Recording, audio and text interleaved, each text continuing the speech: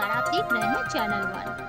Shri Shri Ganesh Puja Karunamoyee bus stand hawkers and bus association की तरफ से 5वें साल के उपलक्ष्य में इनॉग्रेशन सेरेमनी का आयोजन 26 अगस्त 2025 को करुणामयी बस स्टैंड में रखा गया था। इसके साथ ही आपको बता दें, इस कार्यक्रम में इनॉग्रेशन सेरेमनी के लिए उपस्थित रहे फायर एंड दमकल मिनिस्टर सुजीत बोस जी। आइए अब देर न करते हुए देखते हैं इस इनॉग्रल सेरेमनी की कुछ झलकियां एक्सक्लूसिव चैनल 1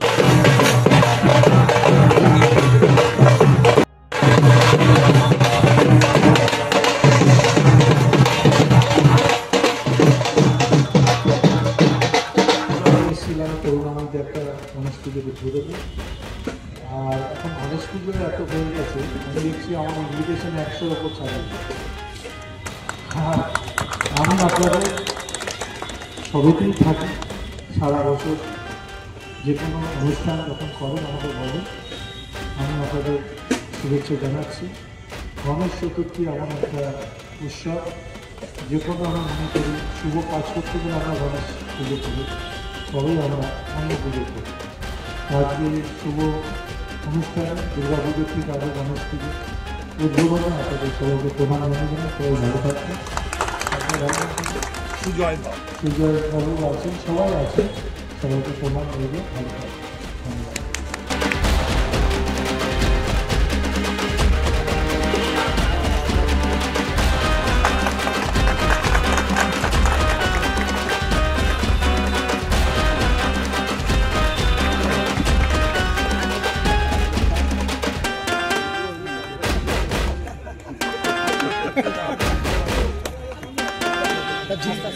আমি বলতে চাই যে এখানকার যে হকার মালিকরা আছেন এবং বাস মালিকরা আছেন, তাদের উদ্যোগে এই গণেশ পুজোটা হয়।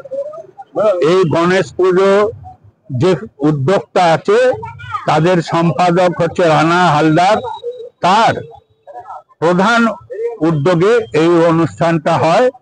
2025 সালে এটা পঞ্চম বর্ষে এসে পড়েছে এবং প্রথম দিন থেকে আজ পর্যন্ত উত্তরোত্তরের শ্রীবৃদ্ধি ঘটে চলেছে।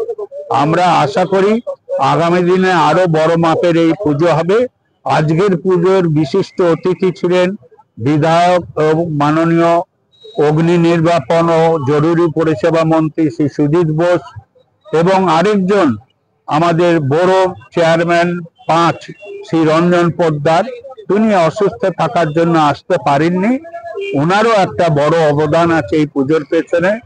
এবং সব শেষে এই অঞ্চলের যত কর্মচারী আছে, বাস এবং দোকানঘর মিলিয়ে, তাদের সকলের উদ্যোগে হাজার হাজার মানুষকে আমরা প্রসাদ বিতরণ করি আগামীকাল যেটা করব।